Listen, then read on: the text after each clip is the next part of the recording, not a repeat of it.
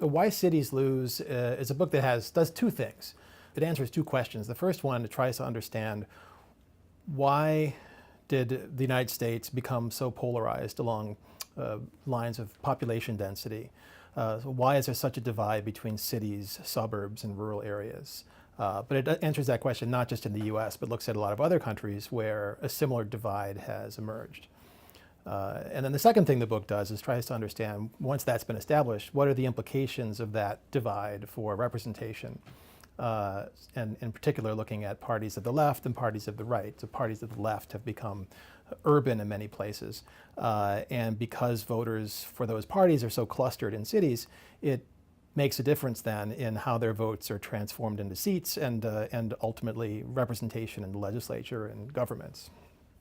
If we look in the United States, maybe the best way to see it is to take some data, whether it's at the level of precincts or at the level of counties. We can see that there's a correlation between population density and votes for the Democratic Party that is just astounding. And that correlation has been there for quite some time, as I show in the book, but it has really increased quite a bit since the 1980s. And one of the other things that's interesting about it is that it's a relationship that shows up at many different levels. So at the county level, it's very clear. But what's perhaps especially interesting is when we go below the level of the counties. Even when we look within a county in rural Pennsylvania or rural Ohio, and we take the precinct level data, we'll see that as we go from a sparse rural place to maybe a town that has a county seat and a courthouse and some rental housing, we'll see a dramatic increase in the Democratic vote share, even in that setting. So this correlation between density and Democratic voting just sort of pops up. It's kind of like a fractal-like process that keeps showing up again and again as you go at lower levels of analysis. And we see that in some other countries as well. What I argue in the book is that this really started already in the 1920s. The Democrats started to become a party of cities in the late 1920s, and then especially this really took off in the New Deal period. The most important event is the Industrial Revolution itself at the beginning, and that's kind of where things start. And the same thing is true in Europe. We see all of a sudden these parties of the left emerge in the era of industrialization and labor union mobilization, and they become powerful in cities. But if that was the end of the story, we would see then as deindustrialization takes place and labor unions decline and people move away from industrial cities, you would expect this phenomenon to also decrease. But instead, we've seen the opposite. So then the puzzle becomes, well, what happened starting around the 1980s? So this relationship between density and democratic voting was pretty flat from around World War II to around the 80s. And then all of a sudden it really takes off. And so one of the things that happens around then, there are kind of a couple things that are happening about the same time. But one of them is that the parties start to politicize these social issues. So in the 70s, if you were an opponent of abortion, it was really unclear whether you should vote for Democrats or Republicans. But that starts to become very clear around 1980 in the Reagan administration. That issue gets politicized. The parties start to take distinctive positions on something that they previously had to kind of inchoate positions on. And so then it happens that people's preferences on abortion and related issues are pretty correlated with population density. So progressives tend to be clustered in cities, and that was already true back then.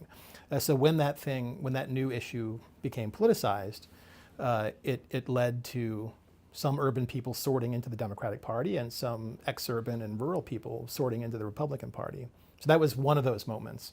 And I think the other really important one is more recently the rise of the knowledge economy. And by that I mean, we can think about the Massachusetts Miracle as this process where the MIT and Harvard start to collaborate with investors and entrepreneurs and start to build new startups, new industries. And this is something that happened in a place like Boston, where the Democrats had really been the dominant party ever since the days of industrialization. So very early on, the Democrats start to kind of form an alliance with these knowledge economy groups. And so here in Silicon Valley, something similar eventually happened. In places like San Francisco and Seattle that had been old, Democratic-dominated industrial cities make this transition to becoming very, very wealthy knowledge economy cities. And what's fascinating is that the Democratic vote share actually increases when that happens, and you end up with a party that once had a base that was really mostly working class, people working at the docks, people working in labor unions. It becomes a party that also, under the same umbrella, starts to represent the interests of these very high-income, educated professionals that are taking over these cities. And what's fascinating is the same thing happens to labor parties in places like London and Sydney and Melbourne in Australia. The same thing happens to left voting in Canadian cities. So these parties have become more diverse as these cities have transformed. And so now we have agglomeration economies that have emerged in the knowledge economy. In these places, it becomes quite desirable for knowledge economy employers to be concentrated in this certain set of cities. The way it once was with manufacturing is now the case with the knowledge economy. And so again, this creates a concentration of Democrats in those places, but a very different kind of a set of Democrats, but it's the same phenomenon. And so what the second part of the book does is it tries to understand what happens when we draw these kinds of districts on top of the geography that I've been describing, and you end up with a real concentration of voters for the party of the left in the urban districts. And so that creates a situation where these parties are often able to, on the basis of their strength in cities, win the popular vote, or do very well in statewide or national elections, but they do much worse in the distribution of seats in the state legislature or in the national legislature because of this concentration. So it's something we often associate with gerrymandering, and that's where it gets complicated, because certainly this phenomenon is also driven by gerrymandering. But there's also a kind of a natural gerrymandering, if you will, that takes place because of people, because of these residential patterns. When we draw electoral districts, this is something that happens in certain settings without anyone even trying to make it happen. One of the things I do in the book is that without making a specific recommendation, I describe how the world can be different and how it is different in some other countries. So one of the things I think is interesting to notice is that in continental Europe, all of the countries of continental Europe once had winner-take-all single-member districts like the United States. In the early 20th century, they had this type of a system. And all of them, sometime around World War I, in part because of the entry of left parties and what that was doing to the system, the entry of social democratic and socialist parties, these countries ended up transitioning to proportional representation systems.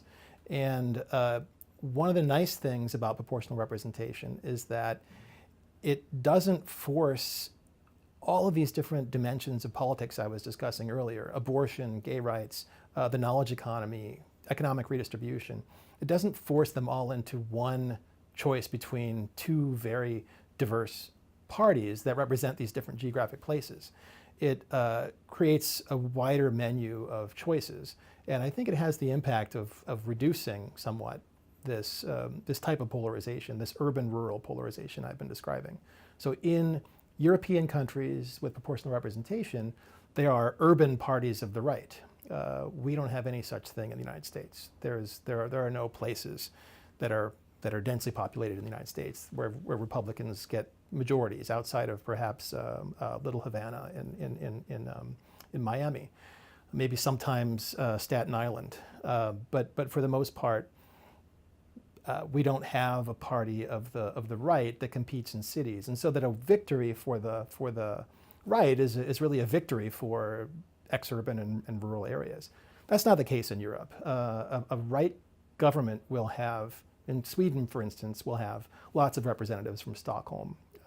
They vote for a type of party that's a little different than the voters in rural Sweden, but they're able to form a coalition. And similarly, voters in rural Sweden who want to vote for a party of the left have an option that is acceptable to them. And so, again, the left government is not just simply an urban government. So proportional representation is one potential answer, but it's one that I think many Americans are not especially interested in trying out. It seems to have a bad reputation in the United States, and I'm not optimistic about that reform being adopted anytime soon, although it may have a lot of advantages. We'll see if we ever get to the point as a country where people are really willing to take that seriously as an option. Many of the things that we think are unique to the United States are not necessarily. That this pattern is a global pattern, and this concentration of affluence and economic activity in densely populated areas, and then having that drive a growing economic cleavage. That's something that we're seeing around the world. So an understanding of how the U.S. fits into that broader pattern is seeing the bigger picture and some things that seem in the moment to be unconnected or seem to be kind of one-off events, or especially in the U.S. context, things that seem to be driven exclusively by gerrymandering that might actually be part of something bigger. Seeing that fuller picture of American political geography is what I hope people come away from the book with.